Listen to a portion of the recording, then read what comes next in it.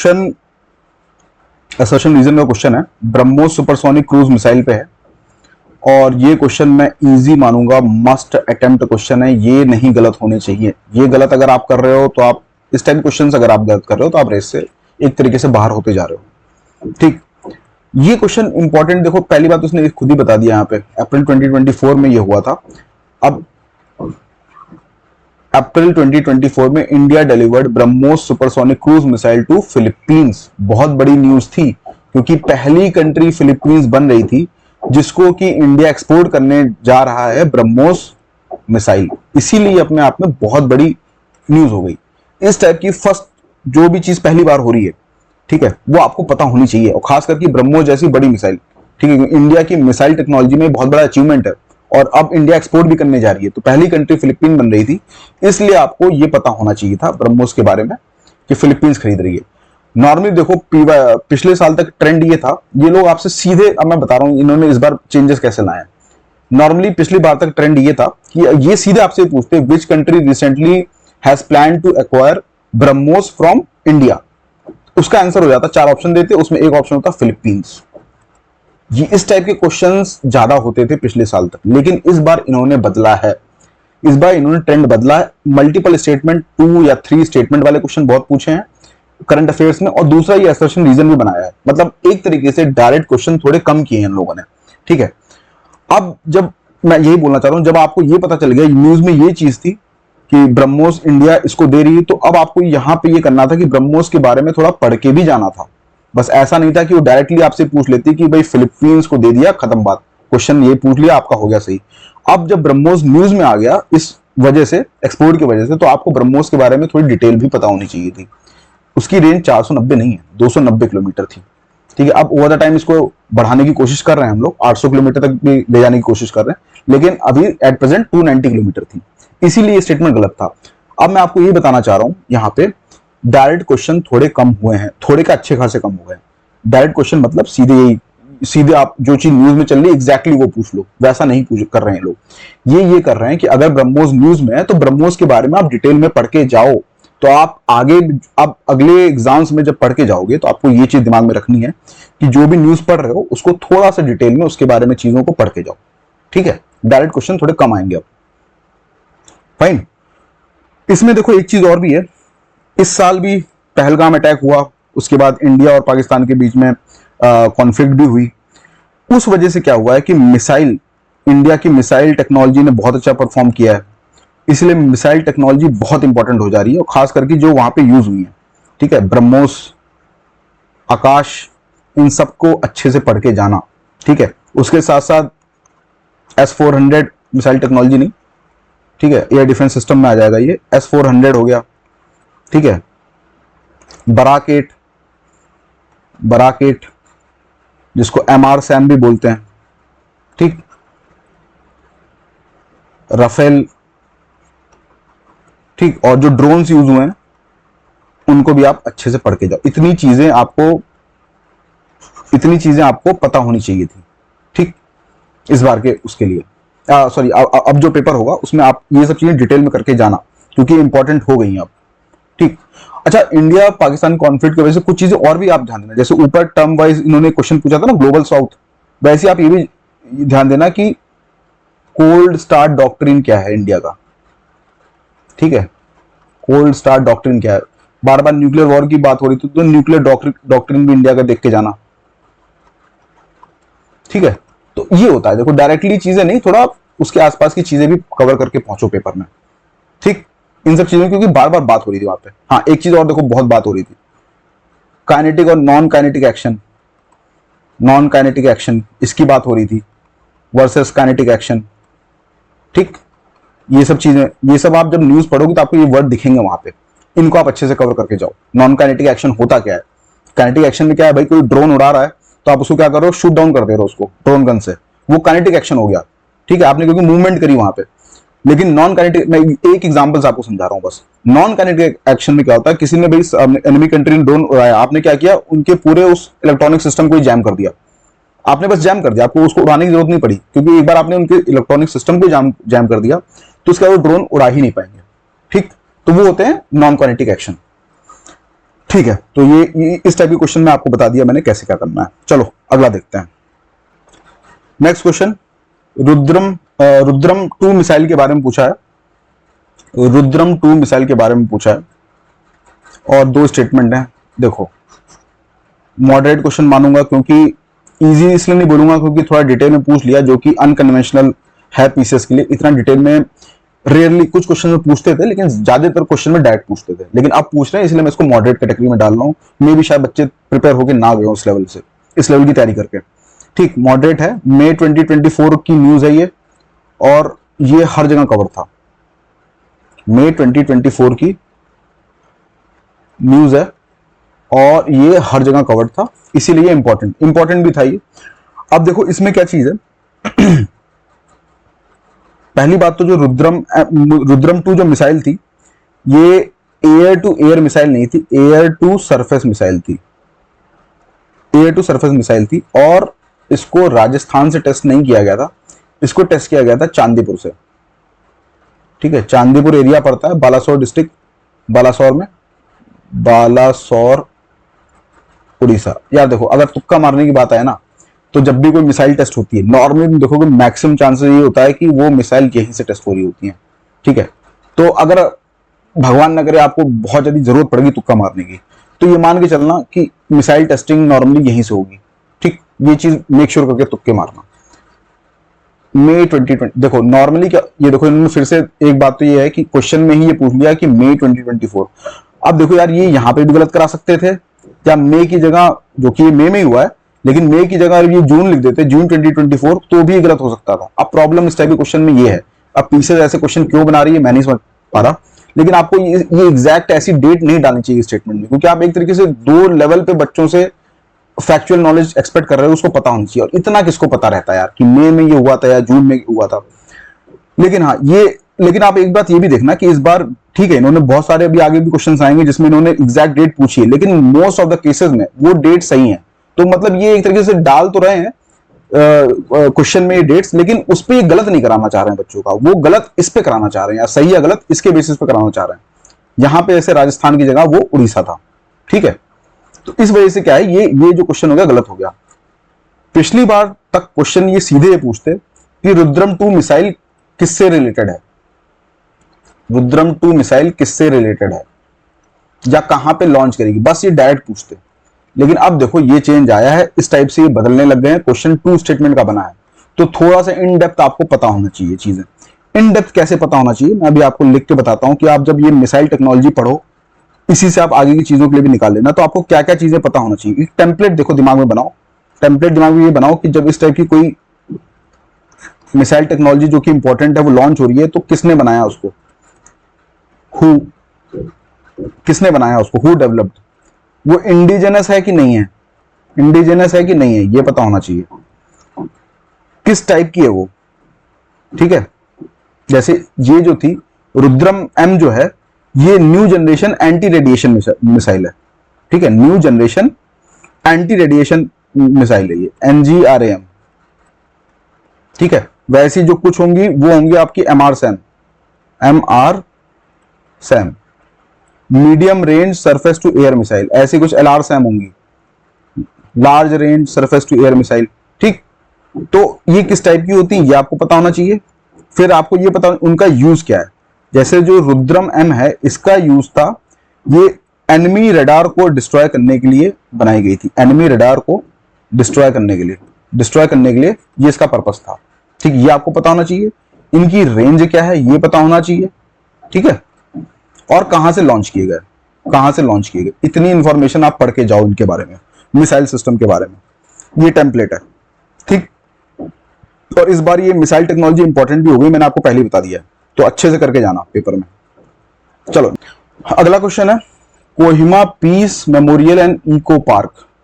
ठीक, ये क्वेश्चन मैं ये बोलूंगा मॉडरेट है, लेकिन फिर भी आप इसको स्किप कर सकते थे, क्योंकि मुझे नहीं लगता कि मैक्सिमम लोग ये न्यूज पढ़ के गए होंगे या दिमाग में रिटेन भी कर पाए होंगे, क्योंकि दिखने में कोई बहुत ही कैची टॉपिक नहीं लग रहा है। अब प्रॉब्लम इसमें देखो ये है, थोड़ा सा अगर प्रॉब्लम नहीं, मतलब इसकी मेन बात ये है कि थोड़ा सा अगर आप दिमाग लगाते तो मे बी शायद आप सही आंसर तक पहुंच सकते थे। भाई कोहिमा पीस मेमोरियल है, तो मतलब पीस मेमोरियल जब भी बनते हैं नॉर्मली ऐसा होता है किसी वॉर को कमेमोरेट करने के लिए बनते हैं, ठीक है, या वहां पे वॉर को नहीं, मतलब वॉर में जो लोग मरे हैं उनको शहादत देने के लिए मेमोरियल बनते हैं। तो जो कोहिमा पीस मेमोरियल है, अब आप ये सोचो कोहिमा में ऐसी कौन सी वॉर हुई होगी। कोहिमा में ऑब्वियस सी बात है, कोहिमा और एक आपका वो था इम्फॉल था। कोहिमा इम्फॉल याद करोगे तो वर्ल्ड वॉर 2 में यहाँ पे जापानीज एग्रेशन हुआ था, आईएनए और जापानीज ने यहाँ पे आके कैप्चर, कुछ एरिया में कैप्चर करने की कोशिश करी थी, ठीक। तो उसी को कमेमोरेट करने के लिए हुआ था। तो जब आप इतना सोचोगे वर्ल्ड वॉर 2 में कौन इन्वॉल्व था, जापान था, तो ये साउथ कोरिया क्यों बनाएगा, यहाँ पे जापान होना चाहिए था ना।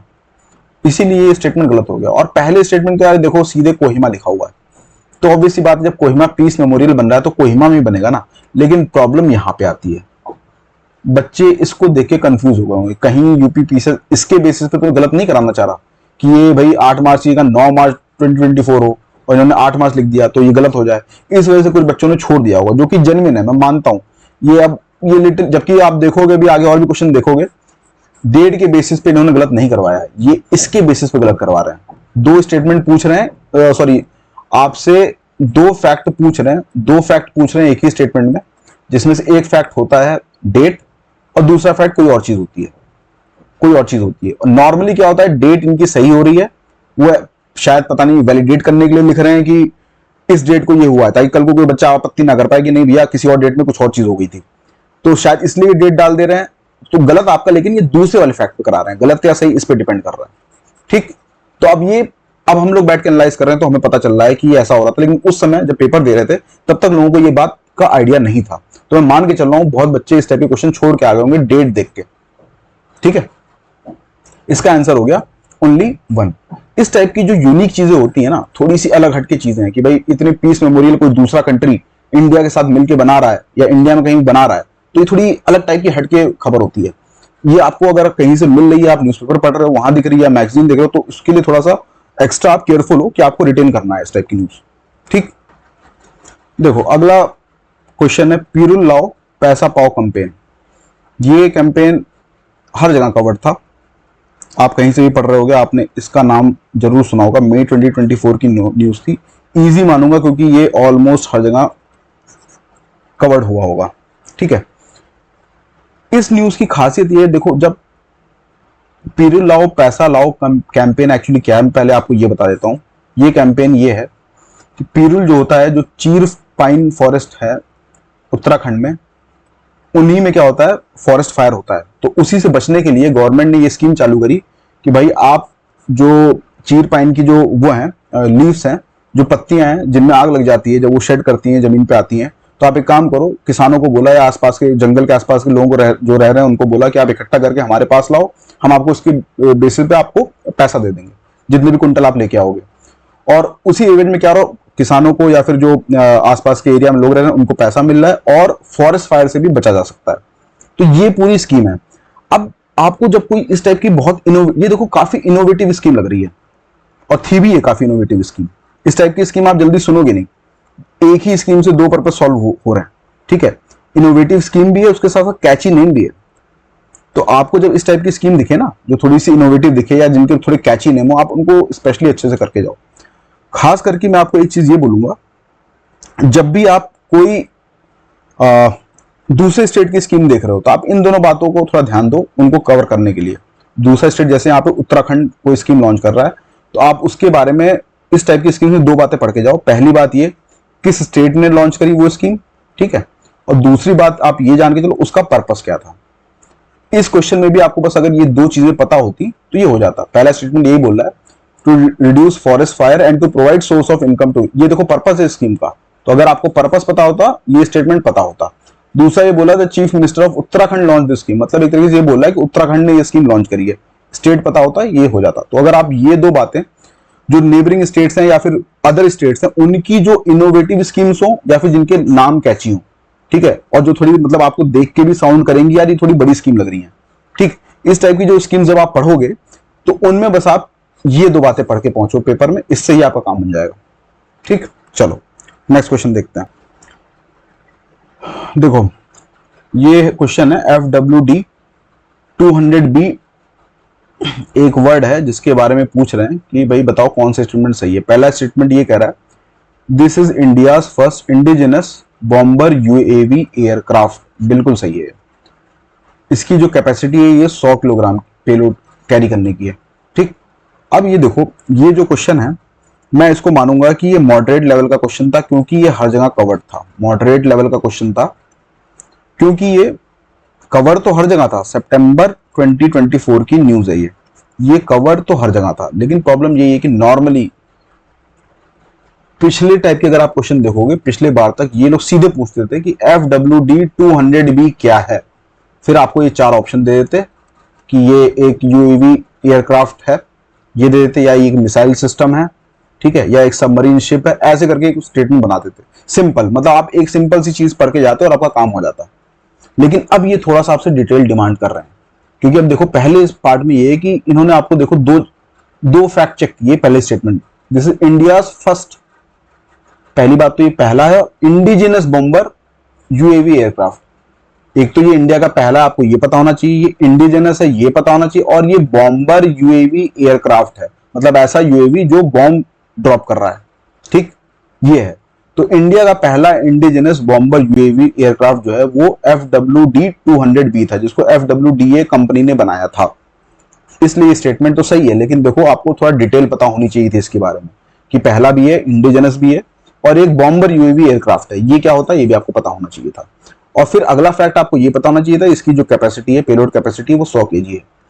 इसीलिए मैंने इसको इजी कैटेगरी में नहीं रखा, क्योंकि इजी डायरेक्ट होता, डायरेक्ट क्वेश्चन पूछा हुआ तो मान लेता इजी है, लेकिन यहां पे आपको इसके बारे में डिटेल नॉलेज होनी चाहिए थी, तभी आप ये क्वेश्चन सॉल्व कर पाते। फाइन, सितंबर 2024 की न्यूज थी, इसीलिए आपको पढ़ा होना चाहिए था ये चीज। ठीक, आगे एग्जाम में ध्यान दो, थोड़ा सा डिटेल पढ़ के जाना है चीजों को। चलो अगला क्वेश्चन देखते हैं। चलो नेक्स्ट क्वेश्चन, ये 4 टिपिकल यूपीपीसीएस क्वेश्चन है। ये 4 डेज आपको बोले गए हैं और इनको अरेंज करना है कि कौन सा पहले था कौन सा बाद में था। बहुत टफ क्वेश्चन मैं मानूंगा भाई। एक तो होता है थोड़े इंपॉर्टेंट डेज हों, उन पे आप पूछो तो मे भी शायद बच्चों को याद रहे, लेकिन अब इतने डिटेल में इंटरनेशनल डे ऑफ लाइट कौन याद करके जाता है। ठीक है ये अगर पूछ, जैसे मैं इसको मानूंगा ये आपको पता होना चाहिए था। वर्ल्ड हेरिटेज डे जो है ये आपको पता होना चाहिए था, ये होता है 31 मई को, ये पता होना चाहिए था। वर्ल्ड नो टोबैको डे आपको पता होना चाहिए था, ठीक है, ये होता है 18 अप्रैल को। ये इस लेवल की जो थोड़े से बड़े डेज हैं, वुमेन्स डे हो गया, ठीक है, एनवायरमेंट डे हो गया, ये बड़े डेज हैं, इनको मैं मानता हूं कि आपको पता होना चाहिए किस डे पे थे। लेकिन अब इतना डिटेल तो मुझे नहीं लगता कोई याद करता है। देखो जो यूपीएससी की तैयारी कर रहा है, ठीक है, या वहां से फिर यूपीपीसीएस की तरफ आ रहा है, उसे तो मैं बिल्कुल एक्सपेक्ट नहीं कर रहा हूं कि उसे पता होगा। तो भाई आप लोग तो छोड़ ही दो उस क्वेश्चन को। हाँ, जो बच्चे वनडे एग्जाम की प्रिपरेशन कर रहे हैं वहां पे इस टाइप के क्वेश्चन पूछे जाते हैं, तो अगर उन लोगों के लिए मैं मान के चल रहा हूं कि आपको ये चीज पता होनी चाहिए थी, जो बच्चे वनडे एग्जाम की तैयारी कर रहे हैं, क्योंकि वहां पे ये लोग पूछ लेते हैं। मैं आपको एक चीज ये बोलूंगा, बड़े बड़े डेज जो हैं, जैसे मैंने आपको 2-3 नाम बता दिए, वर्ल्ड हेरिटेज डे और वर्ल्ड नो टोबैको। पहली चीज ये बता दूं, ये 2 चीजें अगर आपको पता होती तो आपका क्वेश्चन सॉल्व नहीं होता था। तो ये इनकम्प्लीट है एक तरीके से। मैं बोलूंगा कि इस टाइप के क्वेश्चन स्किप कर दो, ठीक। फिर भी मैं आपको एक चीज ये भी बोलूंगा इसके साथ साथ कि जो इंपॉर्टेंट डेज हैं, बड़े बड़े डेज हैं, उनको आप अच्छे से याद करके जाओ। एक लिस्ट बना लो डेज की, ठीक है, इंपॉर्टेंट डेज की, वो कब, उनका फिर डेट लिख लो उसके नीचे, और डेट के साथ साथ ये लिख लो उनकी थीम क्या थी। इतनी चीजें करके जाओ डेज के बारे में, इंपॉर्टेंट डेज के बारे में, ठीक। उसके साथ साथ एक बात आप और ध्यान देना कि जब पेपर होता है ना, पेपर से 6 महीने पहले, इस पे हम लोग डिटेल में भी और डिस्कशन करेंगे, 6 महीने पहले के जो वो मंथ्स होंगे, उनके जो डेज होंगे ना, उनमें थोड़े से आप कोशिश करो इस टाइप के, अगर याद कर पाओ तो याद कर लो। मतलब मैं तो रिकमेंड नहीं करूंगा, क्योंकि बहुत ज्यादा फैक्ट्स दिमाग में रिटेन करने का मतलब नहीं होता। लेकिन चलो अगर आप कर पा रहे हो तो ये काम कर लो, एटलीस्ट 6 महीने, पेपर से एटलीस्ट 6 महीने पहले तक जो डेज हो रहे हैं, जो थोड़े से आपको कम इंपॉर्टेंट भी लग रहे हो, उनको भी थोड़ा याद कर पाओ तो करके जाओ, ठीक। ऐसे इसको आपको हैंडल करना है। चलो नेक्स्ट क्वेश्चन देखते हैं। ये क्वेश्चन स्किप करने वाला था, ठीक। ठीक है, फिर से अगला क्वेश्चन जो है, फिर से आपको क्रोनोलॉजी में अरेंज करना था, डेज वाले क्वेश्चन है, ठीक। मैं वही आपको कह रहा हूं, जो इंपॉर्टेंट डेज हैं वो एटलीस्ट आपको पता होने चाहिए। तो देखो वर्ल्ड हेल्थ डे जो है, वर्ल्ड हेल्थ डे जो है ये 5 अप्रैल को होता है। और world red cross day, world red cross day जो है यह होता है 8 मई में, ठीक है। इतना अगर आपको पता होता, ये इंपॉर्टेंट डेज में मान रहा हूं, इनको मैं उतना इंपॉर्टेंट नहीं मानता, लेकिन ये दो आपको पता होने चाहिए थे। इसका मतलब ये है कि 1 के बाद 4 आना चाहिए, 1 के बाद 4 आना चाहिए, इसमें नहीं है। 1 के बाद 4 इसमें है, 1 के इसमें नहीं है, 1 के बाद 4 इसमें है। ठीक है, एटलीस्ट आप 2 एलिमिनेट कर ले गए, इंपॉर्टेंट डेज। अब उसके बाद आप चाहो तो तुक्का मार सकते हो इस क्वेश्चन में। मैं रिकमेंड आपको कह सकता हूँ, ठीक है, अगर 2 एलिमिनेट हो गए और आपके कम क्वेश्चन अटेम्प्ट हो रहे हैं तो इस टाइप के क्वेश्चन में एक आध में मार सकते हो तुक्का। ठीक है, 2-3 में मार सकते हो तुक्का, लेकिन उससे ज्यादा में नहीं। ठीक है, एटलीस्ट 2 तो आप एलिमिनेट कर लेंगे अपनी नॉलेज से। अब इतना करोगे, नॉलेज लगाओगे तो आप मानोगे तो है नहीं। मैं ये बोलूँ कि नहीं, इतना आपने दिमाग लगा लिया और रट के भी आप पहुंचे थे और 2 एलिमिनेट कर पाए और फिर उसके बाद नहीं कर पाए तो आप छोड़ दोगे, नहीं छोड़ने वाले हो। ठीक, मान के चलो इस बात को, तो ठीक है, कर दो इस टाइप का क्वेश्चन, कोई दिक्कत वाली बात नहीं है। ठीक है, लेकिन फिलहाल वो याद रखना जो मैंने आपको पिछले क्वेश्चन बताया था कि डेज को कैसे हैंडल करना है। ठीक, क्वेश्चन नंबर 16 बहुत ही इजी क्वेश्चन है। इजी क्वेश्चन में रखूंगा इसको, सब जगह ये कवर्ड मिलेगा आपको, चाहे पेपर में देख लोगे आप, चाहे किसी मैगजीन में देख लो, यूपीएससी मैगजीन में देखो, यूपीपीसीएस मैगजीन में देखो, आपको हर जगह ये कवर्ड मिलेगा। ठीक है, पहली बात देखो, सिंपल सी बात है, अगर कोई काम ना पहली बार हो रहा है ना, वो तो आप एकदम कान खड़े कर लो और अच्छे से पढ़ के जाओ उसको, अगर कोई चीज पहली बार हो रही है। ठीक, Gopi Thotakura first Indian space tourist था। ठीक है, ब्लू ऑरिजिन में एयरक्राफ्ट में, ब्लू ऑरिजिन के एयरक्राफ्ट में इसको ले जाया जा रहा है, जो जेफ बेजोस की कंपनी है, अमेजन के जो सीईओ हैं उनकी कंपनी है। तो आप देखना, एक ये ब्लू ऑरिजिन और एक ये स्पेस एक्स का जो एलन मस्क की कंपनी, इनका नाम आप अक्सर न्यूज में देखोगे। ठीक, तो जो गोपी थोटाकुरा है, ये फर्स्ट इंडियन स्पेस टूरिस्ट बने हैं, इसीलिए बहुत इंपॉर्टेंट था, ये सबको पता होना चाहिए था। नहीं पता है तो आप मतलब कुछ गलती कर रहे हो करंट अफेयर्स पढ़ने में। कोई चीज पहली बार हो रही है, कोई बंदा पहली बार स्पेस में एज अ टूरिस्ट जा रहा है, बहुत बड़ी बात हो रही है, ये पता होना चाहिए। A3 ये गया, A3 और ये गया।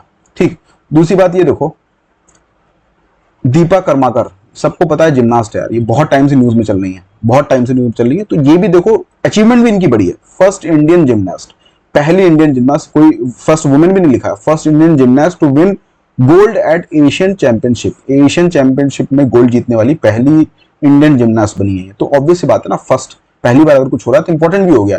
लेकिन अगर आपको ये बात नहीं पता होती ना, इतना तो पता होना चाहिए था, दीपा कर्माकर जो है वो जिमनास्ट है, इतने टाइम से वो ओलंपिक में भी जा रही हैं और भी जगह पे उनका न्यूज में रहती है वो, तो इतना तो पता होना चाहिए ना, जिमनास्ट है। तो ऑब्वियस सी बात है, अगर आपको इतना पता है कि B1 से मैच कर रहा है, तो B1 से मैच कहां कर रहा है, इसमें कर रहा है, खत्म। बस आपको बाकी 2 चीजें ना भी पता होती, ये आंसर हो जाता आपका।